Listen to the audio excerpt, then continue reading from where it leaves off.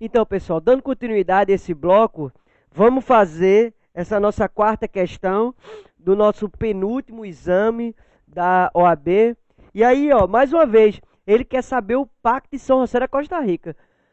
Vejam, dos últimos dois caíram o Pacto de São José da Costa Rica. Então, pelo amor de Deus, estuda esse pacto, ok? Dá uma lida nele. Eu não vou cansar de insistir. Estuda esse danado desse pacto, que isso é importantíssimo para você ter sucesso. E ele diz, ó, o Pacto de São José da Costa Rica prevê que os estados signatários devem cumprir com as decisões emanadas pela Corte Interamericana de Direitos Humanos. Uma das hipóteses de condenação consiste no pagamento pelo Estado de indenização compensatória à vítima da violação de direitos humanos. Assinale a afirmativa que indica o procedimento a ser adotado caso o Estado brasileiro não cumpra espontaneamente a sentença internacional que obriga a pagar a indenização. Volta aqui para mim. Pessoal, uma questão muito boa, uma questão super inteligente, uma questão super bacana. Essa foi a questão que eu mais gostei de todo o exame da prova da OAB até agora. Porque você precisa saber como que vai ser incorporado, como que vai ser executado aquela sentença no ambiente interno, no ambiente do nosso ordenamento jurídico, ok? Antes de entrar nos pontos das questões, é importante a gente lembrar que o sistema interamericano, assim como o sistema global de proteção aos direitos humanos, ele somente funciona de forma suplementar, de forma complementar, subsidiária. Então, inicialmente, vai se dar a oportunidade para que o Estado resolva aquela violação aos direitos humanos no seu âmbito interno. Caso não se resolva, é que se leva às instâncias internacionais. Eu preciso lembrar isso para vocês, porque esse raciocínio, muitas vezes, é suficiente para você resolver diversas questões, beleza? E a gente não esquecer desse caráter. O sistema internacional, assim como o TPI, ele só funciona de forma suplementar. Então, se uma questão, uma outra questão de prova, chegasse para você e afirmasse que, ocorrendo uma violação aos direitos humanos, imediatamente você poderia levar para o sistema internacional, isso estaria falso, porque primeiro você tem que esgotar os recursos internos, beleza? Eu só aproveitei esse texto aqui dessa questão para fazer esse gancho e lembrar esse conteúdo para vocês. Mas vamos ver aqui o que as letras pedem. Então ele diz aí, ó, como é considerada um título executivo judicial, poderá ser executada perante o STJ, uma vez que goza de status internacional. Pessoal, volta aqui para mim. Essa sentença da Corte Interamericana de Direitos Humanos, a gente já viu que ela é inapelável no ambiente internacional. Beleza, ok. Quando ela vem para cá, ela é considerada uma sentença penal transitada em julgado.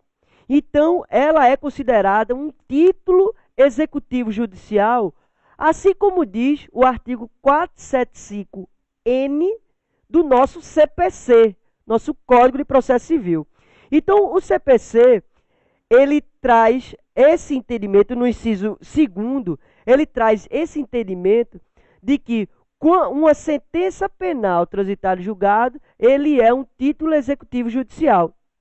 Então, essa sentença da Corte Interamericana, que traz diversos conteúdos, seja de indenização, seja de mudança da lei, seja de pagar indenização para a vítima, ou então reparação dos gastos realizados com advogado, com viagem, enfim. Essa sentença ela tem esse caráter de uma sentença penal transitada em julgado. Então, ela é um título executivo judicial. Então, o primeiro ponto está correto.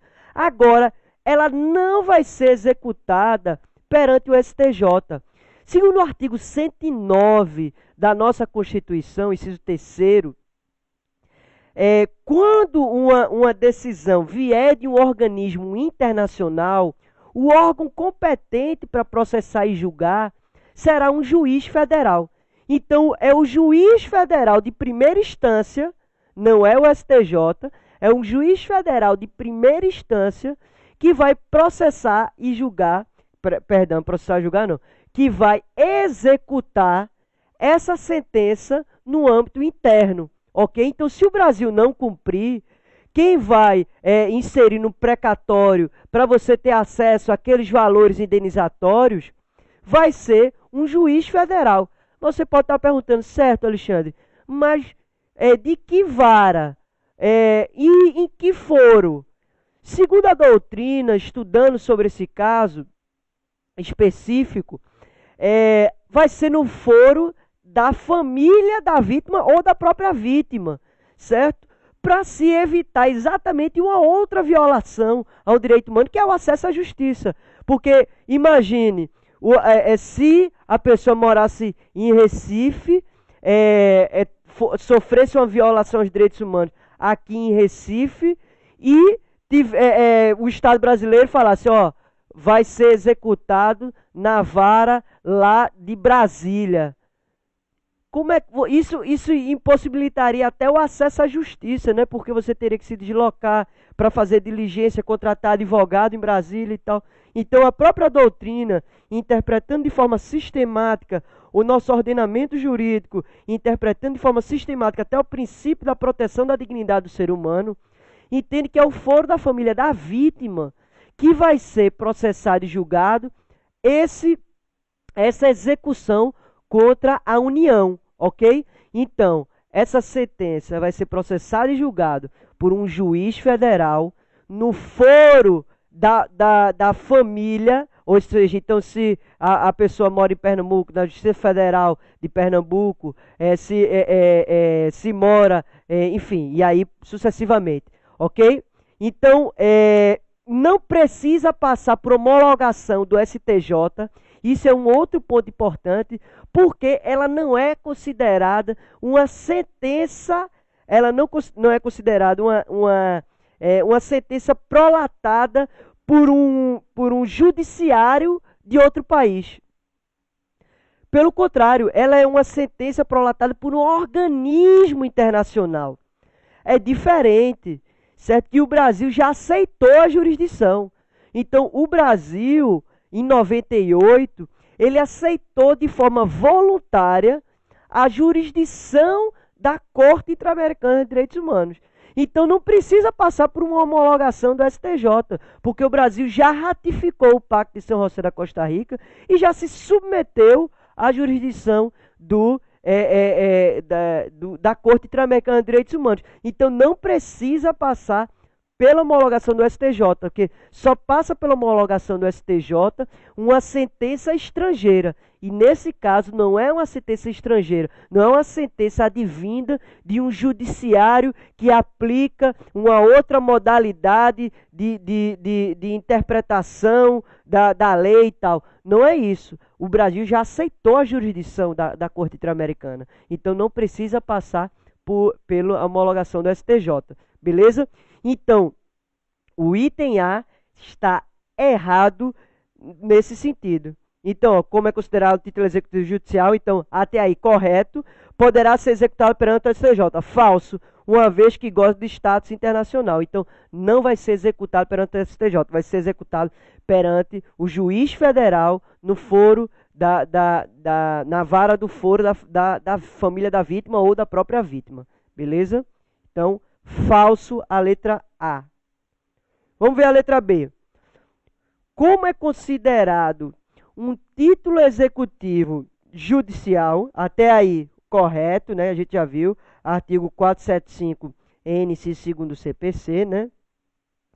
Poderá ser executada perante a vara federal competente territorialmente.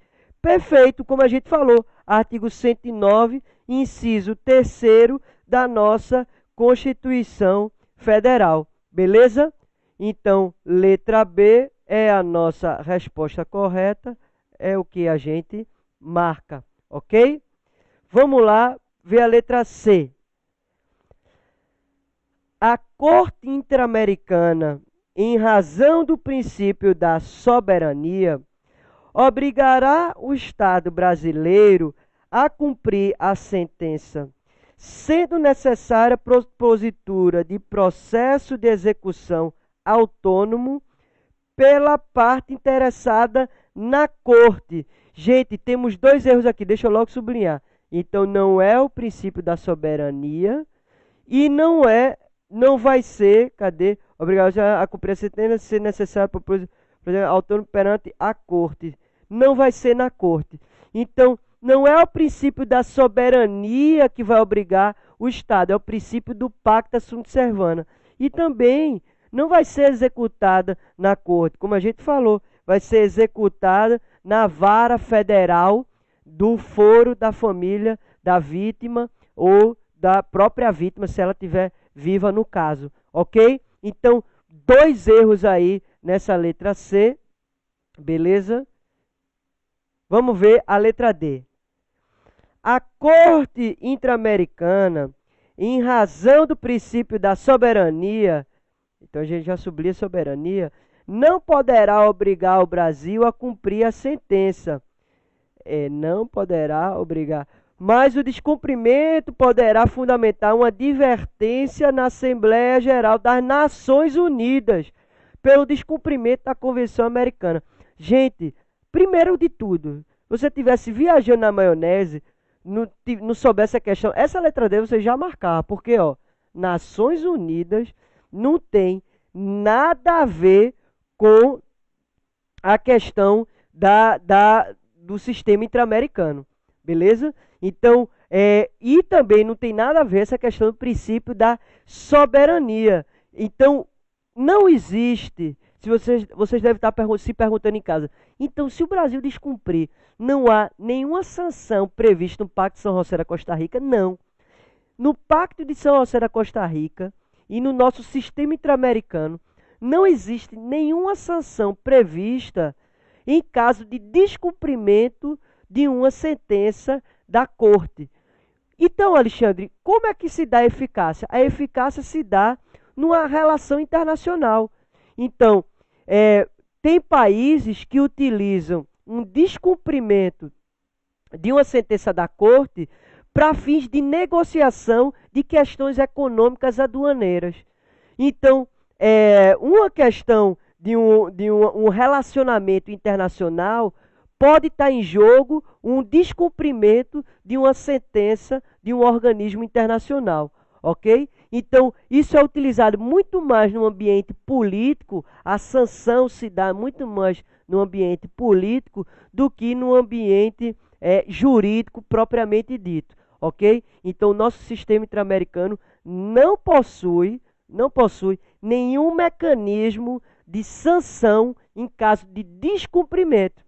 Apesar de que a Corte Interamericana ela vai fazer um monitoramento do cumprimento da sentença, ok? E no ambiente de relações internacionais vai ficar provocando o Estado a cumprir aquela decisão, já que ele ratificou um tratado internacional e um tratado internacional, pelo próprio princípio geral do direito internacional público, ele deve ser cumprido, ok?